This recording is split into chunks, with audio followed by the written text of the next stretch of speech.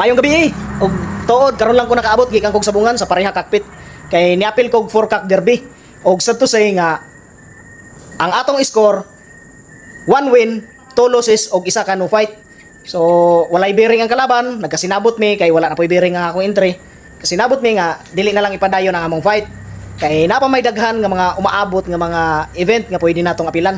Pero ako mga boss, before ko ni apilan ng paderby sa pareha cockpit nga 1.150 million, nag-ingon gyud ko sa akong kang kuya nga ang sunod na mong apilan kung mahimo pabitay lang. Kay perting bugata ako mga boss, tanan man tanang harap nga mo apil og mga big event no.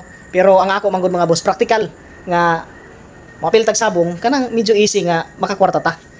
So karon pasalamat ko sa akong asawa kay sa tinuod lang ang akong asawa mo ay naghatag og puhunan nga pwede ko mo apil atong paderby.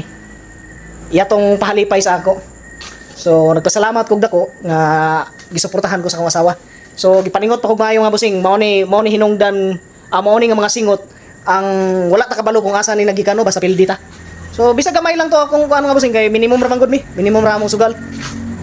Pero at least bugat man sa atong buot pero malipayon nga nagkaapil tag mga event nga murag dili na ta maulaw nga ingnon ba nga puro ra ta pabitay, puro ra hack fight, puro ra to win sa apilan.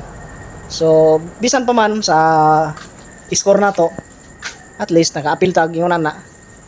So maro to, salamat kayo sa inyong suporta og salamat kayo sa akong asawa kang Milona Espinosa nga nisuporta sa ako. So, salamat kayo sa tanan.